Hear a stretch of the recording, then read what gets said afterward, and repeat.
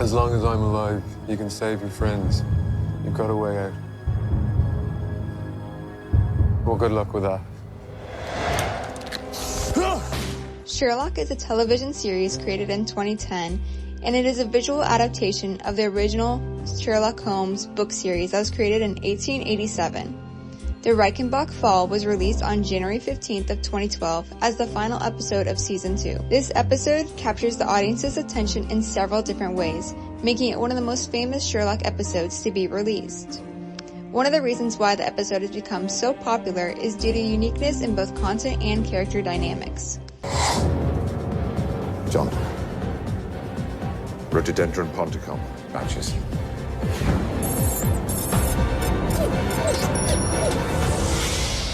Addleston. What? There's a mile of disused factories between the river and the park. Like many of the other Sherlock episodes, Sherlock and John are attempting to solve a mystery.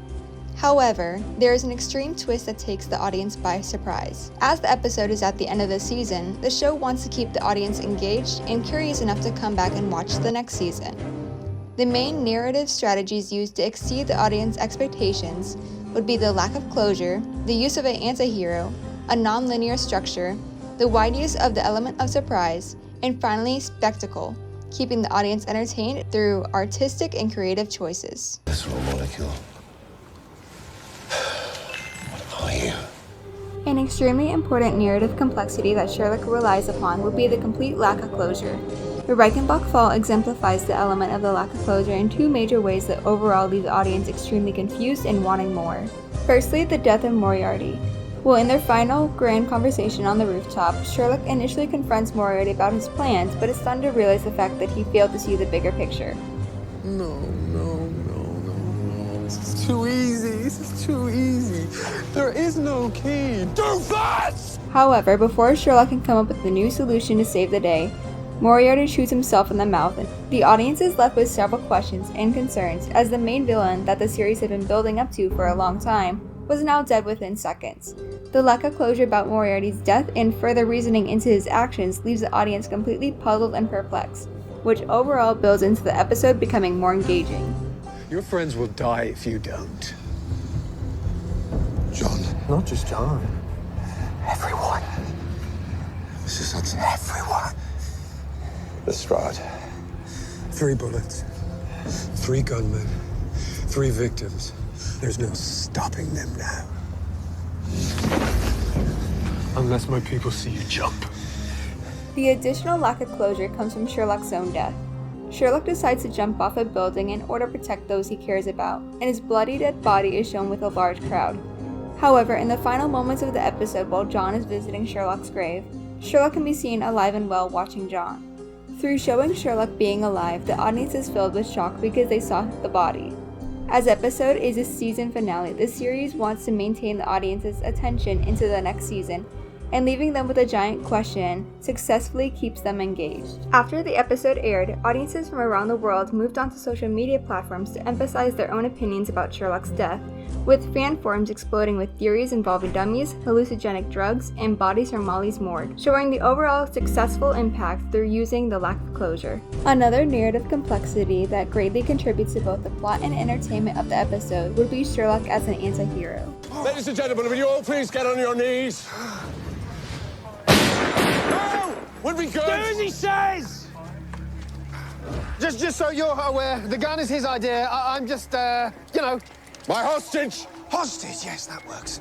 Although Sherlock has an extremely high IQ that allows him to solve complex mysteries, he has a very low EQ or emotional intelligence and often isolates himself from the rest of society. No, I know you for real. 100%. Nobody could fake being such an annoying dick all the time. Small token of our gratitude. Diamond cufflinks. All my cuffs have buttons. He means thank you. Do I? Just say it. Sherlock's isolation and intolerable personality drives the main conflict point of the episode, when Sherlock is rumored to be a killer and a fraud. It's Lestrade. Says it all coming over here right now. Queuing up to snap on the handcuffs. Every single officer you've ever made feel like a tit, which is a lot of people. Through Sherlock's antagonistic personality, he does not take the time to establish himself as a trustworthy and caring person. So when the rumors break out, they spread rapidly and easily. Sherlock, I don't want the world believing you're... And I am what? A fraud.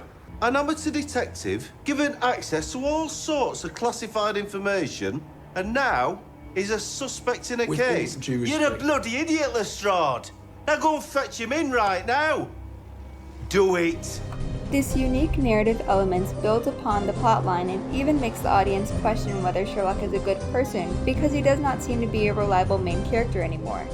As a result, the audience becomes more engaged with the plot as they question Sherlock's own morality or fight for Sherlock's justice. The season 2 finale incorporates narrative techniques such as surprise, spectacle, and a non-linear structure to grab the attention of the audience. Then how Now, how did I break into the bank, to the tower, to the prison? Daylight robbery! All it takes is some willing participants.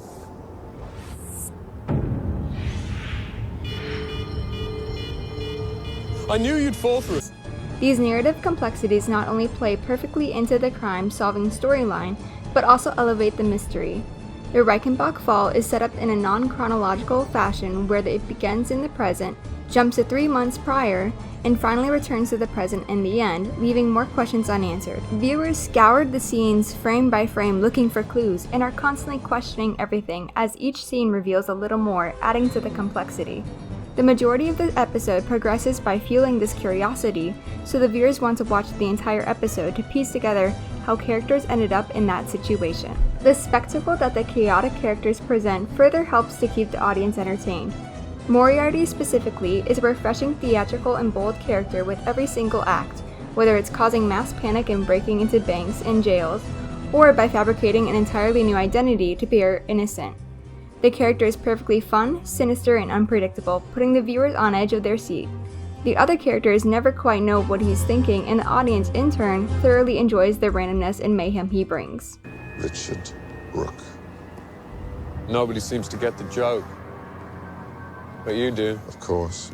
Attaboy. Rich Brooke in German is Reichenbach. The case that made my name. Just trying to have some fun. Similarly, Sherlock is also a dramatic character, and the two share more than just extraordinary intellect. Sherlock often shows off his superior deduction skills and his purely eccentric personality alone, and is enough to be a spectacle. One librarian, 2 teachers, 2 high-pressure jobs, probably the city. Foreman's a medical secretary, trained abroad, judging by her shorthand. Mr. Holmes. 7 are married and 2 having an affair with each other, it would seem. Oh, and they've just had tea and biscuits. Would you like to know who ate the wafer? Mr. Holmes. These narrative aspects also tie into the use of anticipation and surprise. There are multiple instances where a shocking truth is revealed throughout the tug-of-war game between Sherlock and Moriarty. Once Sherlock's death is revealed in the introduction, anticipation of unwelcome events grow as the plot unfolds. Each surprise that is revealed throughout the episode serves not only to baffle, but to give the viewers a small reward to continue watching. I need ground coffee, so I just got normal.